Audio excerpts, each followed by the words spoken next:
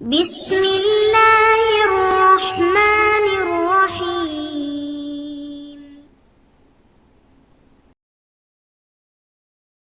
அஸ்ஸலாமு அலைக்கும் வரஹ்மத்துல்லாஹி வபரகாத்துஹு. அன்பிற்குரிய சகோதர சகோதரிகளே, நீங்களும் ஆலிம்களாகலாம் என்ற பாடத்தில் புதன் வியாழன் ஆகிய 2 நாட்கள் திருக்குர்ஆன் வசனத்தினுடைய நேரடி தமிழாக்கத்தையும் தேவைப்படும் விளக்கங்களையும் பார்த்து வருகிறோம். இதுவரைக்கும் சூரத்துல் பக்ராவில் 276 வசனங்களை நம்ம பார்த்து முடிச்சிருக்கிறோம். இன்றைக்கி 277வது வசனம். இது பொதுவான விஷயங்கள் தான், அர்த்தம் செஞ்சாலே உங்களுக்கு விளங்கக்கூடிய விஷயங்கள் தான், விளக்கம் சொல்ல வேண்டிய அளவுக்குள்ள விஷயம் இல்லை. அந்த வசனம் என்ன சொல்லுதுன்னு கேட்டால், இன்னல்லதீன ஆமனு, நம்பிக்கை கொண்டவர்கள், ஆமனுன்னா நம்பிக்கை கொண்டார்கள், அல்லதீன ஆமனுன்னா நம்பிக்கை கொண்டவர்கள் அப்படின்னு ஆட்களை குறிக்கிறதா மாறிடும். அப்போ இன்னல்லதீன ஆமனு நம்பிக்கை கொண்டவர்கள், அமிலு சாலிஹாத்தி நல்லவைகளை செய்தவர்கள், அமிலன்னா செஞ்சான், சாலிஹன்னா நல்லது, சாலிஹாத்துனா நல்லவைகள், அமிலு சாலிஹாத்தி நல்லறங்களை செய்தவர்களும், வகாமு சலாத்த தொழுகையை நிலைநாட்டியவர்களும், எல்லாத்துலேயும் அல்லதீன வந்துடும். அல்லதீன ஆமனு, அல்லதீன அமிலு சாலிஹாத்தி, அல்லதீன அகாமு சலாத்தாண்டு ஒவ்வொன்றிலையும் இந்த அத்துப்பு செய்கிற காரணத்தினால அல்லதீனங்கிற கருத்தில் அடங்கிறோம். அப்போ இன்னல்லதீன ஆமனு நம்பிக்கை கொண்டவர்களும், ஒல்லதீன அமிலு சாலிஹாத்தி நல்லறங்கள் செய்தவர்களும், ஒல்லதீன அகாமு சலாத்த தொழுகையை நிலைநாட்டியவர்களும், ஒல்லதீன ஆத்தவு ஜக்காத்த, இந்த உள்ளதீனங்கிறது அத்துப்புனால கிடைக்கிறத நான் சேர்த்து வாசி சொல்கிறேன். ஆத்தவு ஜக்காத்த ஜக்காத்தை கொடுத்தவர்களும், லஹும் அவர்களுக்கு, அஜுருஹும் அவர்களுக்கு உரிய கூலி இருக்கிறது, இந்த ரப்பிஹும் அவங்களுடைய இறைவனிடத்தில் இருக்கிறது. யார் நம்பிக்கை கொண்டாங்களோ, நல்லறம் செஞ்சாங்களோ, தொழுகை நிலைநாட்டினாங்களோ, ஜக்காத்தை கொடுத்தாங்களோ அவங்களுக்கு அவங்களுடைய இறைவனிடத்தில் கூலி இருக்கிறது. இப்படிங்கிறது மேம்போக்கான ஒரு அர்த்தம். இதில் கொஞ்சம் கூடுதலாக தெரிஞ்சுக்கிற ஒரு விஷயம் என்னன்னு கேட்டால், சில விஷயங்களை இப்போ நல்லறங்கள் செய்தார்கள் வருதில் அமிலு சாலிஹாத்தி இருக்குன்னு பாருங்கள். நல்லறங்களே செய்தார்கள், நல்லறங்கள் என்பதில் தொழுகை அடங்கும், நோன்பு ஜக்காத் அடங்கும்ல அடங்கும். இப்போ நல்லறம் செய்தார்கள் என்பதோடு நிறுத்தி கொண்டாலேயே எல்லாமே அதில் சேர்ந்துடும். ஆனால் அல்லாஹ் என்ன செய்கிறான்னு அதை ஒட்டி அமிலு சாலிஹாத் என்பதோடு சேர்த்து வகாமு சலாத்தை தொழுகை நிலைநாட்டுவார்களோங்கிறான். அப்போ இதுவும் நல்லறத்தில் உள்ளது தானே. வாத்தவு ஜக்காத்தை கொடுப்பார்களோ, இதுவும் நல்லறத்தில் உள்ளது தான். நல்லறத்தில் உள்ளதாக இருந்தாலும் ஏற்கனவே நல்லறம் செய்தார்கள் என்பதில் இது அடங்கிவிடும். இந்த வார்த்தை இல்லாட்டாலும் அந்த கருத்து வந்துடும்ல.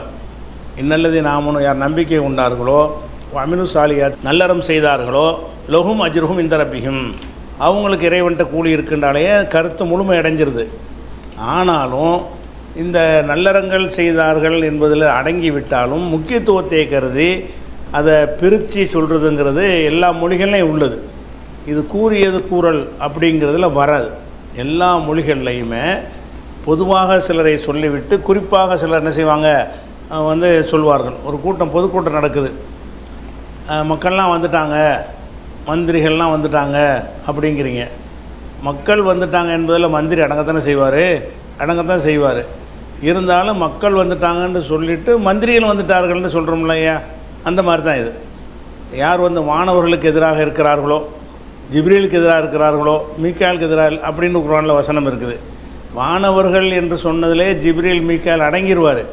ஆனாலும் குறிப்பிட்டு சொல்வதற்கு என்ன காரணம் என்றால், அதில் முக்கியத்துவம் வாய்ந்த ஒரு விஷயமாக இருந்தால் பொதுவாக சொன்னதில் அடங்கி இருந்தாலும் தனியாகவும் சொல்கிறதுங்கிறது வழக்கத்தில் உள்ள ஒன்று தான். எல்லா மொழிகளையும் எல்லா மக்களுடைய பேச்சு வழக்களையும் இருக்கக்கூடிய ஒன்று தான். அதனால் நல்லறங்கள் என்பதில் எல்லா நல்லறமும் அடங்கிட்டாலும், அதில் தொழுகையும் அடங்கிவிட்டாலும், ஜக்காத் அடங்கிவிட்டாலும், அந்த ரெண்டும் அந்த இருக்கிற நல்லறங்களில் ஒரு முக்கியத்துவமான நல்லறம், ரொம்ப ஒரு மேலான நல்லறம் அப்படின்ட்டு காட்டுவதற்கு தான் அதையும் நல்லா சொல்கிறான். இல்லாட்டி தேவையே இல்லை, அதில் அடங்கி போச்சுன்றலாம். திருப்பி ஒருக்கா பாருங்கள். இன்னல்லதீன ஆமனு யார் நம்பிக்கை கொள்கிறார்களோ, அமிலு சாலிஹாத்தி நல்லறங்களை செய்கிறார்களோ, அகாமு சலாத்த தொழுகை நிலைநாட்டு, இது அடங்கிருச்சானா அமிலு சாலிஹாத்தில் இது அடங்கிரும். ஆனாலும் தொழுகை முக்கியமானது அப்படின்னு காட்டுவதற்காக வேண்டி பிரிச்சின்னு சொல்லப்படுது. வகாமு சலாத்த தொழுகை நிலைநாட்டுகிறார்களோ, வாத்தவு ஜக்காத்தை, ஜக்காத்தையும் கொடுக்குறார்களோ, ஜக்காத்தை கொடுத்தார்கள் என்பதும் அமிலு சாலிஹாத்தில் அடக்கம்தான். இருந்தாலும் இந்த ரெண்டும் முக்கியத்துவம் வாய்ந்தது அப்படின்னு சொல்லிட்டு லஹும் அவர்களுக்கு இருக்கிறது, அஜுர்ஹும் அவங்களுடைய கூலி இருக்கிறது, இந்த ரப்பிஹும் அவங்களுடைய ரப்பிடத்தில் இறைவனிடத்தில் கூலி இருக்கிறது அப்படின்னு எல்லாம் முடிச்சிடறான்னா, அடுத்து உலா ஹவுஃபுன் அலைஹிம் அவர்கள் மீது எந்த ஒரு பயமும் கிடையாது, உலாஹும் யஹ்சனூன் அவர்கள் கவலைப்படவும் மாட்டார்கள். அவங்களுக்கு இந்த மாதிரி செஞ்சுட்டு வந்தாங்கன்னு சொன்னால் பயம் இருக்காது, கவலைப்பட மாட்டார்கள் என்பதுங்கிறதுக்கு அர்த்தம் என்னென்னு கேட்டால் ஆகிரத்தில் தான். துன்யாவில் இதெல்லாம் செஞ்சுக்கிட்டு வரவங்க கவலைப்படாமல் இருக்கிறாங்க. ரசூலுல்லாஹ் எவ்வளோ கவலைப்பட்டாங்களே, சஹாபாக்கெல்லாம் கவலைப்பட்டாங்களே, நிறைய அச்சுறுத்தலுக்கெல்லாம் ஆளானாங்களே.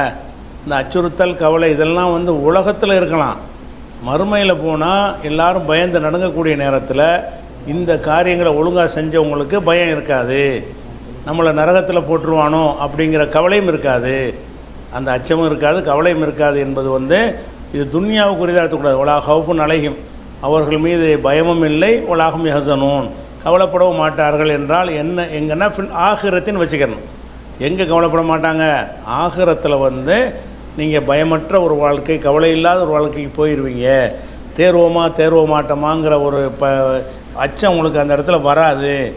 எப்போ வராது, ஈமான் இருக்கணும், நல்லறங்கள் செஞ்சுருக்கணும், குறிப்பாக தொழுகை ஜக்காத்தை கொடுத்துருக்கணும், இவர்களுக்கான ஒரு கூலியாக அல்லாஹ் சொல்லி காட்டுகிறான்.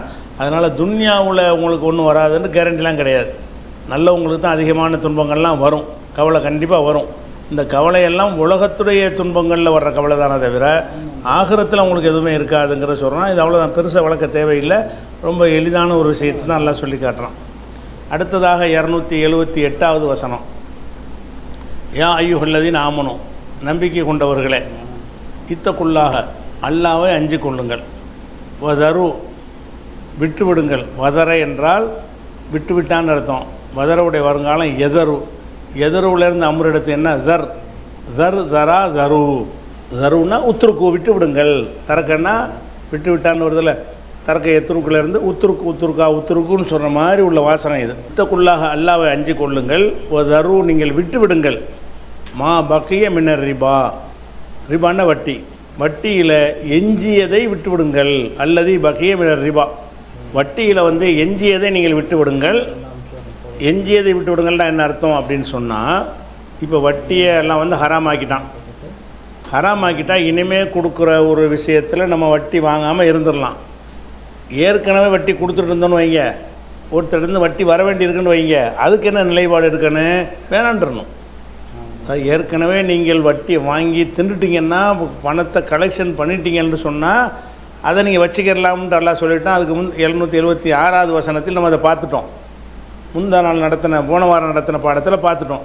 இப்போ எல்லாம் என்ன சொல்கிறான்னு கேட்டால், நீங்கள் வட்டியில் இதை திருந்தும் பொழுது ஒரு ஆளுக்கு 1 லட்ச ரூபா கொடுத்துருப்பீங்க, பல மாதம் வட்டி வாங்கியிருப்பீங்க, இன்னும் பல மாதங்களுக்கு வட்டி வாங்குற நிலையில் இருப்பீங்க. இப்போ வட்டி ஹராம்னால இந்தாப்பா இதுக்கு பிறகு நீ அசலை மட்டும் கொடு, நீ வட்டியை தராத, எஞ்சிய வட்டின்னா தான் தரு நீங்கள் விட்டு விடுங்கள், மா பக்கிய மின்னர் ரிபா வட்டியில் எஞ்சியதை வரவேண்டியதை பாக்கியாக உள்ளதையெல்லாம் விட்டுருங்க. யாருக்கு நீங்கள் கடன் கொடுத்ததாலும் சரி, திருந்துவதாக இருந்தால் இது ஏற்கனவே செஞ்ச அக்ரிமெண்ட்டு நீங்கள் பார்க்கக்கூடாது, திருந்துறதாக தான் என்ன செய்யணும், அதை இதுவரைக்கும் வந்த வட்டியை நான் வச்சுக்கிறேன், போயிட்டு போகுது, பிரச்சனை இல்லை. இனிமேல் ஒன்றிருந்து வர வேண்டிய வட்டியாக இருந்தால் அது எனக்கு தேவையில்லை என்று நீங்கள் சொல்லிடணும். இன் குன்தும் மூமினீன் நீங்கள் மூமின்களாக இருந்தால் வரவேண்டிய வட்டியை விட்டுவிடுங்கள், அல்லாஹ் பயந்துக்கிறங்க, வரவேண்டிய வட்டியை விட்டுவிடுங்கள்னு எல்லாம் சொல்லி காட்டுறான்.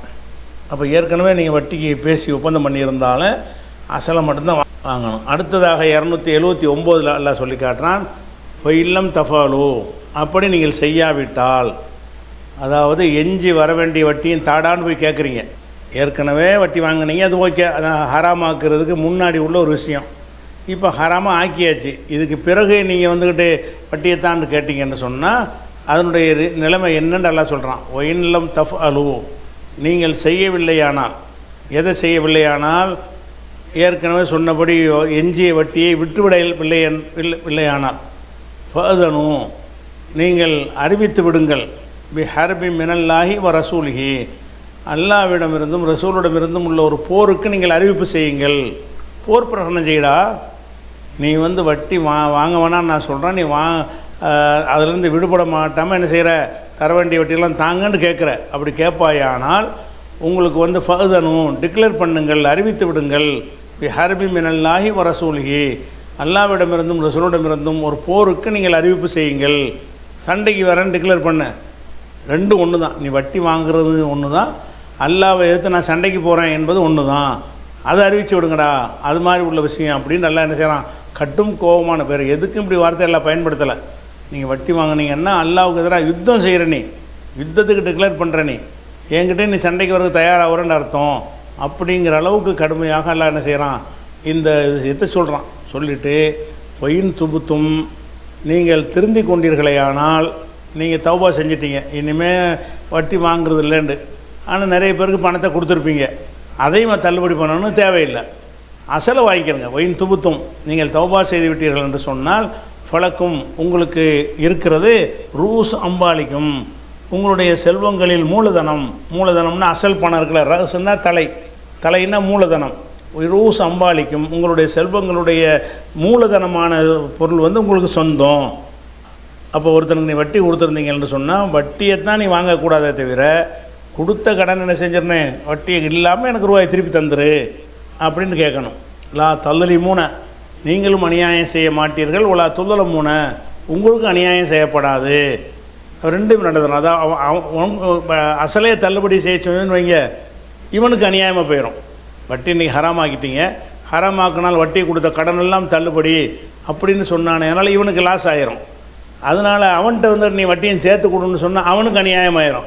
அப்போ எல்லாம் என்ன சொல்கிறான்னு கேட்டால், யாருக்கு அநியாயம் இல்லாத முடிவு என்னன்னு கேட்டால், அசலை வாங்கிக்க வட்டியை விட்டுரு, அதுதான் விஷயம். ஒயின் துபுத்தும், நீங்கள் திருந்தி கொண்டீர்களே என்னால். தௌபா தாப என்பதனுடைய முன்னிலை பன்மை. தாபா தாபு தாபத்தா துபுன, துபுத்த துபுத்துமா துபுத்தும். தாபன்னா மன்னிப்பு கேட்டான், திருந்தினான். ஒயின் துபுத்தும், நீங்கள் வந்து திருந்தி விட்டீர்கள் என்று சொன்னால் வழக்கும் உங்களுக்கு உரியதாகவும் ரூஸ் அம்பாலிக்கும், உங்கள் செல்வங்களில் மூலதனமாக உள்ளது அசல் பணம் உங்களுக்கு சொந்தம். லா தள்ளுரி மூண, நீங்களும் அநியாயம் செய்ய மாட்டீர்கள், அநியாயம் செய்யக்கூடாது. உலா துளர மூண, நீங்கள் அநியாயம் செய்யப்படவும் மாட்டீர்கள். அதாவது உங்களுக்கு அநியாயம் செய்யக்கூடாது. உங்களுக்கு வட்டிக்கு கொடுத்தீங்களா, உங்களுக்கும் அநீதி இழைக்கக்கூடாது. அதனால நீங்கள் அவனுக்கு அநீதி இழைச்சிடக்கூடாது. அதுக்கு என்ன பேலன்ஸான வழி என்ன, அசலை மட்டும் வாங்கி கொண்டோமே ஆனால் யாருக்கு எந்த அநியாயம் இல்லை. என் காசை நான் வாங்குகிறேன், அசலோடு சேர்த்து வட்டியை வாங்கினேன்னு சொன்னால் அநியாயம் செய்கிறப்ப. அப்போ அநியாயம் நீங்களும் செய்யக்கூடாது, உங்களுக்கு அநியாயம் செய்யப்படவும் கூடாது என்று சொல்லி அந்த ஒரு சட்டத்தை எல்லாம் சொல்லிடுறான். இது 279. இதனால தான் ரசூலுல்லாஹ் என்ன செய்கிறாங்கன்னு கேட்டால், இறுதி ஹஜ்ஜில் அவங்க சொன்ன முக்கியமான பாயிண்டை மட்டும் எடுத்து போடுறேன் பாருங்கள். ஒரு ரிபல் ஜாஹிலியத்தி, அறியாமை காலத்தில் உள்ள ரிபா வட்டி, மௌலூன் தள்ளுபடி செய்யப்பட்டது. வலான்னா தள்ளுபடி செய்கிறது. கடன் சம்பந்தமாக பேசும்போது வலா என்ற வலாண்டா வைக்கிறதுன்னு அர்த்தம். அது வந்து கடனோட சேர்த்து பாசனம்னு சொன்னால் கடனை தள்ளுபடி செய்கிறது. ஒரு ரிபல் ஜாஹிலியத்தி, அறியாமை காலத்தினுடைய வட்டி வந்து மௌலூன் தள்ளுபடி செய்யப்படுகிறது. அவ்வளவு ரிபன், முதலாவது வட்டி, அளவு ரிபானா, எங்களுடைய வட்டியை நான் தள்ளுபடி செய்கிறேன். முதல் வட்டியாக எங்கள் வட்டியை நான் தள்ளுபடி செய்கிறேங்கிறாங்க. இப்போ ரசூலுல்லாஹ் வட்டியை வாங்கினாங்க இல்லை, அது விளைக்கிறாங்க. ரிபா அப்பாஸ் இப்னு அப்துல் முத்தலிப், அப்பாஸ் இப்னு அப்துல் முத்தலிபுடைய வட்டி இருக்குல்ல, அது எங்கள் பெரியப்பா தானே, அவர் வாங்கினா எங்களை சேர்ந்தது தானே வரும். அதனால் நான் முதல்ல அப்பாஸுடைய வட்டியை தள்ளுபடி பண்ணுறேன். நீங்கள் யாரெல்லாம் அப்பாஸ்கிட்ட வட்டி கடன் வாங்கியிருந்தீர்களோ நீங்கள் அசலை மட்டும் கொடுத்துருங்க, அவர்கிட்ட பேசினபடி நீ வட்டி கொடுக்க வேண்டியதில்லை அப்படின்னு ரசூலுல்லாஹ் சொல்கிறாங்க. ஒரு ரிபல் ஜாஹிலியத்தி மௌலூன், ஜாஹிலியா முஸ்லீமில் வரக்கூடிய ஒரு ஹதீஸோட துணுக்கு இது. ஒரு ரிபல் ஜாஹிலியத்தி மௌலூன், அறியாமை காலத்துடைய வட்டி வந்து மௌலூன் தள்ளுபடி செய்யப்பட்டுவிட்டது. அவ்வளவு ரிபன் அளவு, நான் வந்து தள்ளுபடி செய்கிற முதலாவது வட்டி ரிபானா எங்களுடைய வட்டியாகும். அவ்வளவு ரிபன் அளவுண்டா அந்த நான் தள்ளுபடி செய்கிற வட்டி. அவ்வளவு ரிபன் அளவு, நான் தள்ளுபடி செய்கிற முதலாவது வட்டி வந்து ரிபானா எங்களுடைய வட்டியாகும். எங்களுடைய வட்டி என்பதற்கு பதிலாக சொல்கிறாங்க ரிபா அப்பாஸ் இப்னு அப்துல் முத்தலிப், அப்பாஸ் இப்னு அப்துல் முத்தலிபுக்குரிய வட்டியாகும். அப்பாஸ்கிட்ட வாங்கின யாருமே வட்டி கொடுக்காதீங்க, அசலை கொடுங்க சொல்லிட்டு ஃபைன்னஹு மௌலூன் குல்லுஹு, ஃபைன்னஹு அப்பாஸுடைய வட்டி ஆகிறது மௌலூன், அது தள்ளுபடி செய்யப்படுகிறது. குல்லுஹு முழு அளவுக்கும் தள்ளுபடி. அனைத்தும் தள்ளுபடி செய்யப்படுகிறது அப்படின்னு ரசூலுல்லாஹ் டிக்ளேர் பண்ணுறாங்கல்ல. இதெல்லாம் அந்த அந்த வசனத்திற்கு உள்ள செயல் வடிவம். சரி, அடுத்தது இன்னொரு முக்கியமான ஒரு விஷயத்தை எல்லாம் சொல்கிறான். இப்போ நீங்கள் வந்து வட்டியை கடன் வாங்கிட்டான் ஒருத்தான், அவனுக்கு நீங்கள் வட்டியை தள்ளுபடி பண்ணிட்டீங்க. தள்ளுபடி பண்ணுனா கடனாளியே அவன் இருப்பான். கடனை தந்தாகணும்ல, கடனை தந்தாகணும். அவன் எதுக்கு உங்கள்கிட்ட கடன் வாங்கினான்? இயலாமையிலான்னு வாங்குகிறான். அவன்கிட்ட கோடி கோடியாக இருந்தால் உங்கள்கிட்ட வாங்க போகிறான். அவனுக்கு இயலவில்லை. அவனுடைய சம்பாத்தியத்தை கொண்டு அந்த காரியத்தை நிறைவேற்றிக்கொள்ள முடியலைங்கும்போது தான் உங்கள்கிட்ட வந்து வட்டியை கடன் வாங்குகிறான். நீங்கள் வட்டியை தள்ளுபடி பண்ணால் மட்டும் போதாது, கடன்லையும் டைம் கொடுங்கங்கிறான்லாம். கடனில் வட்டிலாம் கிடையாது, நீயோட கணக்க முடியும்னு கேட்கக்கூடாது. வட்டிக்கு ஒப்பந்தம் பண்ணிட்டியே, வட்டியை தான் உனக்கு தள்ளுபடி பண்ணுறேன், அசல் இருக்குது, அசலை போய் எண்ணி வையின்னு கேட்கலாமா? கேட்கக்கூடாது. அதுக்கு என்ன செய்யணும்? அவனுடைய ஒரு நிலைமை சீராகிற வரைக்கும் நம்ம வந்து வாய்ப்பளிக்கணும், அவகாசம் கொடுக்கணும். அப்படிங்கிற ஒரு விஷயத்தை வந்து 280வது வசனத்தில் அல்லாஹ் சொல்கிறான். எப்படி சொல்கிறான்? ஒயின்கான ரூ உசுரத்தின், உசுரத்துனா கஷ்டம், சிரமம். ஒயின்கான ரூ உசுரத்தின், சிரமம் உடையவன் இருப்பானேயானால், அதாவது காசு பணத்தில் சிரமம் இருப்பானேயானால், இப்போ நல்திரத்துன் லஹூ நல்திரத்துன், அவனுக்கு அவகாசம் உண்டு. இலா மைசரத்தின், மைசரத்துனா வசதி, மைசரத்துனா வசதி, உசுரத்துனா வசதி இன்மை. அப்போ ஒயின்கான ரூ உசுரத்தின், வசதி உள்ளவன் இருப்பானேயானால், சிரமப்படுபவன் இருப்பானேயானால், இப்போ நல்திரத்துன் அவகாசம் உண்டு. இப்போ லஹூ நல்திரத்துன், நல்திரத்துனா அவகாசம், டைம். இப்போ லஹூ நாங்கள் வச்சுக்கிறேன். இப்போ நல்திரத்துன் என்றால் இப்போ லஹூ நல்திரத்துன், அவனுக்கு அவகாசம் இருக்கிறது. இலா மைசரத்தின், மைசரத்துன்னா வசதி, மைசரத்துன்னா சூதாட்டத்துக்கு மைசருமாங்க, அந்த அர்த்தம் இருக்குது. லேசானதுக்கு மைசருமாங்க, வசதிக்கு மைசருமாங்க, இந்த இடத்துல வசதி. இப்போ நல்திரத்துன் இலா மைசரத்தின், வசதி வரும் வரைக்கும் நீங்கள் அவகாசம் கொடுத்துருங்க. கடனையும் வட்டி கடன் கொடுக்குறீங்க, வட்டி கடன் கொடுக்கும், வட்டியை தள்ளுபடி பண்ணுறீங்க, அது ஒரு பெரிய தியாகம்தான் ஒரு மனுஷனுக்கு. அதோடு சேர்த்து என்ன செய்கிறீங்கன்னா, கொஞ்சம் லேட்டாக வாங்கிக்கிறப்போ ஒரு அவசரம் இல்லை, நீ அந்த கடனை வந்து கொஞ்சம் கொஞ்சமாக தந்துரு, உனக்கு வசதி வர்ற வரைக்கும் உனக்கு டைம் தர்றேன் அப்படின்னு என்ன செய்கிறாங்க, எல்லாம் சொல்லிட்டான். சொல்லிவிட்டு அதுக்கு மேலே ஒரு படி, உலகத்தில் எவனும் சொன்னதில் பொருளாதார விஷயமாக எவனாலையும் சொல்ல முடியாத ஒரு அற்புதமான ஒரு போதனை எல்லாம் சொல்லி காட்டுறான். அந்த சத்தகு, அதையும் நீங்கள் தர்மமாக்கி விடுவது, ஹைருல்லக்கும், உங்களுக்கு சிறந்ததாக இருக்கும். வட்டி கடன் கொடுத்தீங்க, திருந்துட்டீங்க, வட்டி வேணான்றீங்க, அது சாதாரண ஒரு நிலைமை. வட்டி வேணாங்கிறதோடு சேர்த்து உனக்கு வசதிப்படும் போது கொடுக்குறீங்க, அது ஒரு மேம்பட்ட நிலைமை. வசதிப்படும் போது கொடுக்குறது அதையும் தள்ளி விட்டுட்டு, இந்த பண்ணி வச்சுக்கப்பா, தரவேணா போ, தர்மம் பண்ணிட்டேன் அப்படின்னு கடனை இல்லாமல் ஆக்கிறது, கடனை நிறுத்துறது, கம்ப்ளீட்டாக தள்ளுபடி பண்ணிடுறது. அப்படி பண்ணிட்டீங்கன்னு சொன்னால் அது ரொம்ப மேலானது உங்களுக்கு. வன் தசத்தக்கு, நீங்கள் வந்து தசத்தக்குன்னு சொன்னால் இது சதக்காவில் உள்ளது. தசத்தக்கன்னா தர்மம் செஞ்சான், தசத்தக்கு வன் தசத்தக்கு, நீங்கள் வந்து தர்மம் செய்து கொள்வது வந்து ஹைருல்லக்கும், உங்களுக்கு சிறந்தது. அப்போ மூணாவது ஸ்டேஜ், இப்போ வட்டியை தள்ளுறதுங்கிறது ஒரு தியாகம். வட்டியை கடனை வாங்கிறதுக்கு அவகாசம் கொடுக்குறது ரெண்டாவது தியாகம் பண்ணுறோம். மூணாவதாக தரவே வேணாண்டா, உன்ட்டு உங்களுக்கு சம்பாரிச்சிட்டேன்ல, ரெண்டுத்துக்கு போட்டு நீ தரவே வேணாம், வச்சுக்க, அசலையும் வச்சுக்க, அப்படிங்கிற அளவுக்கு நம்ம போயிட்டோம்னு சொன்னால் அது மிக சிறந்தது. இன்குந்தும் தாளமும், நீங்கள் அறிபவர்களாக இருந்தால் இதுதான் உங்களுக்கு நல்லது. கடன் கொடுத்தீங்கன்னு சொன்னால் தள்ளுபடி செய்யும் அளவுக்கு மனம் விரியணும். மனம் விரியம் வட்டிங்கிற அளவில் ஒருத்தர் இருந்தான்னு சொன்னால் எந்த மனிதாபமான உதவி ஒருத்தர் செய்யவே மாட்டான். மக்கள்கிட்டருந்து சுரண்டணும் இப்போ இப்படியே இருப்பான். அந்த வெறி அடங்கனமாக இருந்தால் வட்டியை தள்ளுபடி பண்ணு, டைம் கொடு, அதுவும் முடியலைன்னா தள்ளுபடி பண்ணி விடு, அது சிறந்தது. இப்படியான ஒரு பண்பாட்டில் நம்மளை ஊக்குவிக்கப்பட்ட காரணத்தினால தான் நம்மளால் வந்து வேறு சமுதாயங்களை விட அதிகமாக உதவிகள் செய்ய முடியுது. கஷ்டம், நஷ்டம், துன்பம், மழை, புயல், வெள்ளம் எது வந்தாலும் அதில் போய் நம்ம ஏன் களத்தில் நிற்கிறோம்? நம்ம பிறருக்கு உதவி செய்தல் என்பது வந்து நமக்கு ஒரு கடமையாக்கப்பட்டிருக்குன்னு விளங்கி வச்சுருக்கிறோம். வட்டியில் உள்ள எவனாலும் இதெல்லாம் செய்ய முடியாது, எல்லாத்தையும் கணக்கு பார்ப்பான். அப்போ அப்படிப்பட்ட அற்புதமான ஒரு அறிவுரையை இந்த 280 எல்லாம் சொல்லி காட்டுறான். இந்த விஷயமாக கூடுதலாக சில விஷயங்களை நம்ம ஹதீஸுகளை உங்களுடைய முறை பயான் நிகழ்த்துவதற்கு தேவைப்படும் என்பதற்காக வேண்டி அதையும் சொல்லிடுறோம். இந்த வட்டியை கடனை தள்ளுபடி பண்ணுறதுல அது எவ்வளோ பெரிய நன்மை தரக்கூடிய காரியம் என்பதை ரசூலுல்லாஹ் சொல்கிறாங்க. புகாரியில் 2078வது ஹதீஸில் சொல்கிறாங்க. என்ன சொல்கிறாங்கன்னா, கான தாஜிருன், ஒரு வியாபாரி இருந்தான். வியாபாரிங்கிறது ரசூலுல்லாஹ் காலத்துக்கு முந்தின சமுதாயம். இது புகாரில் வரக்கூடிய ஹதீஸ். கான தாஜிருன், ஒரு வியாபாரி இருந்தான்.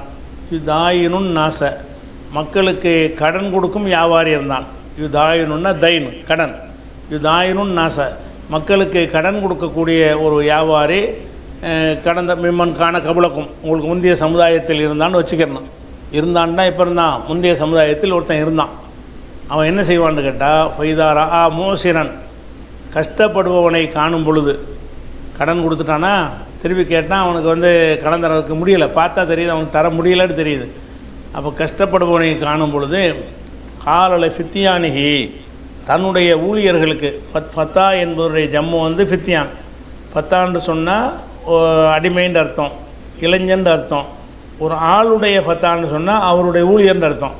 காலலை ஃபித்தியானிகி, தன்னுடைய ஊழியர்களுக்கு அவர் சொன்னார், தஜாவசு அன்ஹு, அவரை தள்ளுபடி பண்ணி விட்டுரு. தஜாவசன்னா கடனை தள்ளுபடி பண்ணுறது. தஜாவசு அன்ஹு, அவரை விட்டு நீங்கள் தள்ளுபடி செஞ்சுருங்க, கஷ்டப்படுறான், வசூல் பண்ண போகாதீங்க அவன்கிட்ட. என்ன கேட்டால், அல்லல்லாஹ ஐயத்த ஜாவஸ் அண்ணா, அல்லாஹ் நமக்கு தள்ளுபடி செய்யக்கூடும். நம்ம இவனுக்கு தள்ளுபடி செஞ்சோம்னு சொன்னால் நம்ம சில தவறுகள்லாம் செஞ்சுருப்போம், அந்த நன்மைகளை கம்மியாக செஞ்சுருப்போம். நமக்கு நல்ல சலுகை விலையில் என்ன செய்வான், தள்ளுபடி பண்ணி விட்ருவான், ஈஸியாக மன்னிச்சிருவான். இல்லை அல்லல்லாஹ, அல்லாஹு ரப்புல் ஆலமீன் ஐயத்த ஜாவஸ் அண்ணா, நமக்கு தள்ளுபடி செய்யக்கூடும். அதனால் நீங்கள் ஊழியர்கள்ட்ட கட்டளை இட்டுருவார், கடன் கொடுத்த ஆள்கிட்ட போய் வசூலிக்கும் போது கவனமாக வசூலிக்கணும். அவன் கஷ்டப்படுறான்னு சொல்லிட்டான்னு சொன்னால் தராதப்பான்ட்டு வந்துடுங்க, திரும்ப வசூலிக்க தேவையில்லை அப்படின்னு நடந்து கொண்டார் ஒரு மனிதர். அதனால் இப்போ ஜாவஸ் அல்லாஹு அன்ஹு, அல்லாவும் அவருக்கு தள்ளுபடி செஞ்சிட்டான், அவருடைய பாவங்களையெல்லாம் அல்லாஹ் தள்ளுபடி பண்ணி விட்டான். இவர் கடன் கொடுத்து கஷ்டமான ஆட்களை கண்டால் நீங்கள் தள்ளுபடி பண்ணிடுங்கன்னு ஊழியருக்கு சொன்னார்ல, அதன் காரணமாக அல்லாஹ் என்ன செய்கிறான், அவருக்கு தள்ளுபடி பண்ணிடுறான் அப்படின்ற சொல்கிறாங்க. அப்போ நம்மளும் கடன் கொடுத்தோமே, ஆனால் தள்ளுபடி செஞ்சு என்ன செய்யணும், அதுவும் பழவணும். அதே மாதிரி அதை விட முக்கியமானது என்னென்னு கேட்டால், ஒரு ஆளுக்கு நீங்கள் கடன் கொடுத்துட்டீங்க, ஒரு 100 கடன் கொடுக்குறீங்க, 100 தர்மம் செய்கிறீங்க. இந்த ரெண்டில் எதுக்கு அதிக நன்மை என்று கேட்டால், நீங்கள் எல்லாருமே சொல்லுவீங்க தர்மத்துக்கு தான் நன்மைண்டு. ஒரு ஆளுக்கு கடன் கொடுத்தீங்கன்னு சொன்னால் அது 100 கடன் கொடுத்தீங்க, திருப்பி வரப்போகுது. தர்மம் கொடுத்தீங்கன்னா திருப்பி வராது. அப்படி இருக்கும் பொழுது நீங்கள் தர்மம் செய்து விடுவது தான் மேலானது என்று நீங்கள் நினைப்பீங்கல்ல.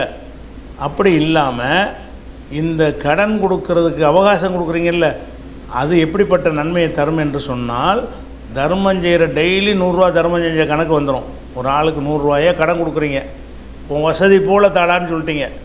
அப்போ முதல் நாளைக்கு தள்ளுபடி செய்கிறீங்களா, அன்னைக்கு 100 தர்மம் செஞ்சிட்டீங்க. அடுத்த நாளைக்கு தள்ளுபடி, அடுத்த நாளைக்கு வசூல் பண்ணுறதுக்கு அவகாசம் கொடுக்குறீங்களா, 2 100 தர்மம் செஞ்சிட்டீங்க. அடுத்த நாளைக்கு நீங்கள் அவகாசம் கொடுக்குறீங்கன்னா, இன்றைக்கி முடியாட்டி நாளைக்கு கொடுங்குறீங்க, 3 100 தர்மம் செஞ்சிட்டீங்க. இன்றைக்கி முடியாட்டி நாளைக்கு கொடுன்னு சொல்கிறீங்க. இப்படியே சொல்லிட்டு வந்தீங்கன்னு சொன்னால் ஒவ்வொரு நாளும் அந்த கடன் தொகையை தர்மம் செய்த கூலி கிடைக்குங்கிறாங்க ரசூலுல்லாஹ். எப்படி சொல்கிறாங்க, மண் அல்லற மோசிரன், மாஜாவில் 2418 ஹதீஸில் வருகிறது.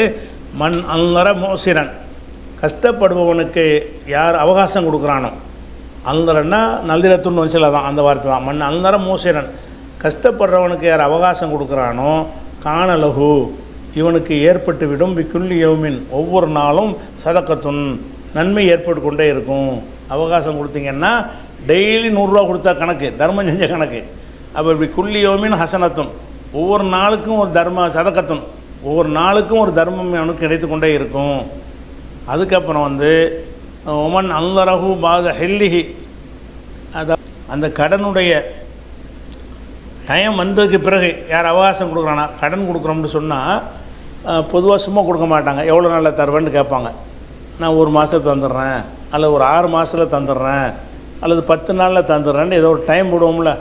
அந்த டைம் வந்த பிறகு நீங்கள் அவகாசம் கொடுத்தீங்கன்னு சொன்னால் அதுக்கு தான் அந்த நன்மைங்கிறாங்க. ஒமன் நல்ல ரஹூபாத ஹெல்லிஹி, ஹெல்லுன்னா அந்த அவகாசம் முடிந்த பிறகு யார் அவகாசம் கொடுக்குறானோ, 10 நாள் முடிஞ்சு போச்சு, சொன்ன டயத்துக்கு தர முடியல, மேலும் 10 நாள் வச்சுக்க அப்படிங்கிறீங்க. அப்படி செஞ்சால் காணலஹு மிஸ்லுஹு ஃபீ குல்லி யௌமின் சதக்கா, ஒவ்வொரு நாள்லேயும் ஒரு சதக்கா அவனுக்கு ஏற்பட்டு கொண்டே இருக்கும் அப்படின்ற சொல்கிறாங்க. இன்னொரு ஹதீஸில் என்ன வருதுன்னா 2 விதமாக வருகிறது. அதில் என்ன வருதுன்னு கேட்டால் ரசூல்லா சொல்கிறாங்க, ஒருத்தருக்கு நீங்கள் தர்மம் செஞ்சீங்கன்னு சொன்னால் அது போன்ற 2 மடங்கு ஒருத்தருக்கு அவகாசம் கொடுத்தீங்கன்னு சொன்னால், கடனையும் கொடுத்துப்புட்டு நீங்கள் நீ தர வேணாம் நாளை கொடுன்னு அவகாசம் கொடுக்குறீங்க, ஒரு நாள் அவகாசம் கொடுத்தீங்கன்னு சொன்னால் அது போன்ற 2 மடங்கு நன்மை கிடைக்குங்கிறாங்க ரசூல்லா. சொன்ன ஹதீஸில் 1 மடங்கு தான். 100 ரூபாய் கடன் கொடுத்து அதை தருவதற்கு அவகாசம் கொடுத்தீங்கன்னு சொன்னால், ஒரு நாள் அவகாசம் கொடுத்தா ஒரு 100 ரூபா தர்மத்துடைய கூலி கிடைக்கிறது அப்படின்னு உள்ள ஹதீஸில் வந்துச்சா. இதில் என்ன வருதுன்னு கேட்டால் 2 மடங்கு நன்மைங்கிறாங்க. 100 ரூபா தர்மம் 100 ரூபாய் கடன் கொடுத்தியா, அவனுக்குரிய டைம் அவன் தரலையா, நீ தள்ளுபடி இன்னொரு அவகாசம் கொடுத்தீங்கன்னு சொன்னால் அது போன்ற 200 ரூபா நன்மை கிடைக்கும், 2 மடங்கு கிடைக்கும்னு சொல்கிறாங்க. அப்போ சஹாபாக்கள் கேட்குறாங்க, அல்லாஹ்வுடைய தூதரை, இதே விஷயத்தை நீங்கள் முன்னாடி பேசும்போது வேறு மாதிரி சொன்னீங்களே, ஒரு கடனுக்கு அவகாசம் கொடுத்தா 1 மடங்குன்னு தானே சொன்னீங்க, இப்போ 2 மடங்குன்னு சொல்கிறீங்களே அப்படின்னு சஹாபாக்கள் கேட்குறாங்க. அப்போ ரசூலுல்லாஹ் செய்கிறாங்க, 2மே உண்மை தான். இந்த 1 மடங்கு நன்மை யாருக்கு கிடைக்கும், 2 மடங்கு நன்மை யாருக்கு கிடைக்குங்கிறத வேறுபடுத்துகிறாங்க. எப்படி, ஒரு ஆளுக்கு நான் கடன் கொடுத்துட்டேன், விளங்கின பிறகு வச்சா ஹதீஸ் விளங்கும். ஒரு ஆளுக்கு நான் கடன் கொடுத்துட்டேன், எவ்வளோ 10,000 ரூபா கடன் கொடுத்துட்டேன். இந்த 10,000 ரூபா கடன் கொடுத்துட்டு 1 மாதம் அவகாசம் கொடுக்குறேன். அந்த 1 மாதம் வரைக்கும் நான் அவன்கிட்ட கேட்க முடியாது அவகாசம் கொடுத்ததுனால. இந்த கொடுத்த அவகாசத்துக்கு 1 மாதம் கொடுத்தீல் அவகாசம் ஆரம்பத்திலேயே, அதுக்கு தான் 1க்கு 1 நன்மை. 100 ரூபா கொடுத்தா 100 ரூபா நன்மை அப்படியே கிடைக்கும். அதே நேரத்தில் 1 மாதம் முடிஞ்சு போச்சு, அவன் கடன் தர வேண்டிய நாள் நெருங்கிருச்சு. அப்போ போய் கேட்குறோம், என்னப்பான்னு சொல்லி, இல்லைங்க முடியலைங்க, நான் எவ்வளோ கஷ்டப்பட்டேன் தர முடியலை அப்படிங்கிறான். அப்படியா, அந்த இன்னொரு மாதம் வச்சுக்கேன்னு தள்ளுபடி பண்ணுறோம். அதான் அவகாசத்தை நீடித்து கொடுக்குறோம். இதுக்கு 2 மடங்கு நன்மை. அதாவது எந்த நேரத்தில் கடன் கொடுக்கணும்னு ஒப்பந்தம் செய்யப்பட்டுச்சோ அது வரைக்கும் கொடுத்த அவகாசத்துக்கு தான் 1க்கு 1ங்கிற நன்மை, தர்மம் செஞ்ச நன்மை. நீ டைம்லாம் முடிஞ்ச பிறகு அவகாசம் யாரும் கொடுக்க மாட்டான் பொதுவாக. அதான் டைம் முடிஞ்சிச்சு லெனி வைடான்னு சொல்லிடுவாங்க. டைம் முடிஞ்ச பிறகும் ஒருத்தன் தர முடியலைன்னு இருப்போம், கஷ்டப்படுறான்னு சொன்னால் நீ என்ன செய்யணும், அப்போவும் தள்ளுபடி பண்ணேன்னு வை. இப்போ என்ன ஆகுன்னு கேட்டால், ஒரு நாள் எக்ஸ்ட்ரா அவகாசம் கொடுத்ததுக்கு 200 ரூபா கிடைக்கும். 100 ரூபாய்க்கு 200 ரூபாய் தர்மம் செஞ்ச நன்மை. 1 லட்ச ரூபா கொடுத்தீங்கன்னு சொன்னால் 2 லட்ச ரூபா தர்மம் செஞ்ச நன்மை கிடைக்கும். அப்போ 1 லட்ச ரூபாய்க்கு 1 லட்சம் தர்மம் செஞ்ச நன்மையும் கிடைக்கும். அது ஒரு கேட்டகரி. 1 லட்ச ரூபாய்க்கு இது அவகாசம் கொடுத்தீங்கன்னு சொன்னால் அது 2 லட்சம் தர்மம் செஞ்ச நன்மை கிடைக்கும். அது ஒரு கேட்டகரி. என்ன கேட்டகரி என்றால், எந்த டயத்துக்குள்ளே கொடுக்கணும்னு பேசப்படுகிறதோ அந்த டயத்து வரைக்கும் உள்ள முதல் அவகாசம் இருக்கு இல்லையா, அந்த முதல் அவகாசத்துக்கு தான் 1க்கு 1ங்கிற நன்மை கிடைக்கிறது. அதே நேரத்தில் அவகாசம் முடிஞ்ச பிறகு மேலும் அவகாசம் கொடுக்குறான்ல, இப்போ இவனுக்கு என்னென்னா 1க்கு 2 கிடைக்கும் அப்படிங்கிறாங்க. அது எப்படின்னு வருதுன்னாட்டா, மண் அந்தர மூசிரன், யார் கஷ்டப்படுறவனுக்கு அவகாசம் கொடுக்குறானோ ஃபலஹு, அவனுக்கு இருக்கிறது பிக்குள்ளி யோமின், ஒவ்வொரு நாளைக்கும் மிஸ்லிஹி சதகா, அது போன்ற ஒரு நன்மை இருக்கிறது. 100 ரூபாய்க்கு கொடுத்துட்டீங்கன்னா டெய்லி 100 ரூபா தர்மம் செஞ்ச நன்மை கிடைக்கும். யாருக்கு, மூசிருக்கு, ஏழைக்கு அவகாசம் கொடுக்குறது அப்படின்னு சொன்னாங்க. அப்போ அவர் சொல்கிறார், சும்மா சமயத்துக்கு யக்கூலு, பிறகு ரசூல்லா சொல்ல நான் கேட்டேன். ஒரு தடவை இப்படி சொல்லிட்டாங்க ரசூல்லா. 2வது என்ன செய்கிறாங்கன்னு கேட்டால், மண் அந்தர மூசிரன், யார் கஷ்டப்படுறவனுக்கு அவகாசம் கொடுக்குறானோ ஃபலோபி குள்ளியோமின், அவனுக்கு ஒவ்வொரு நாளைக்கும் மிஸ்லைஹி சதக்கா, மிஸ்லுனா ஒருமை, மிஸ்லைஹின்னா 2 மடங்கு, மிஸ்லைஹி சதக்கா, அது போன்ற 2 மடங்கு தர்மம் செஞ்ச நன்மை கிடைக்கும் அப்படின்ட்டு ரசூல்லா சொன்னாங்க. அப்போ குல்த்து, நான் கேட்டேன், சமயத்துக்கு யார சொல்லலாம் தக்கூலு, அல்லாஹ்வுடைய தெரு நீங்கள் சொல்கிறது நான் கேட்டிருக்கிறேனே, மண் அந்தர மூசிரன் ஃபலஹு பி குல்லி யௌமின் மிஸ்லிஹி சதக்கா, அது போன்று சதக்கான்னு தானே ஏற்கனவே சொல்லியிருந்தீங்க. சும்மா சமயத்துக்கு தக்கூலு, பிறகு நீங்கள் சொல்கிறீங்க மிஸ்லைஹி சதக்கா, 2 மடங்குன்னு சொல்கிறீங்களே, இது எப்படி அப்படின்னு கேட்குறாங்க. அப்போ ரசூல்லா சொல்கிறாங்க, பி குல்லி யௌமின் சதக்கா, ஒவ்வொரு நாளைக்கு 1 சதக்கா என்று சொல்வது கபுல ஐயஹில்ல தைனு, கடன் கொடுக்குற அவகாசம் வருவதற்கு முந்தி கொடுக்குற அவகாசம் இருக்குல்ல, அதுதான். பொய்தா ஹல்ல தைனும், அவகாசம் முடிஞ்சிருச்சின்னு சொன்னால், கடனுக்குரிய அவகாசம் வந்துவிட்டது என்று சொன்னால், பந்தரகு அப்பவும் அவகாசம் கொடுத்தானேயானால் புலகுபி குள்ளியோமின் மிசிலைகி சதக்கா, அவனுக்கு ஒவ்வொரு நாளைக்கு 2 மடங்கு நன்மை கிடைக்கும் என்று என்ன செய்கிறாங்க, அது சொல்கிறாங்க. அதனால் இந்த ஒரு கடனுக்கு தள்ளுபடி பண்ணுறவுடைய நன்மைகளை நம்ம என்ன செய்யணும், விளங்கி கொள்ளணும். இது பற்றிய கொஞ்சம் கூடுதல் விவரம் இருக்கிறது. இன்ஷா அல்லாஹ் அதை நாளைக்கு பார்க்கலாம். அஸ்ஸலாமு அலைக்கும்.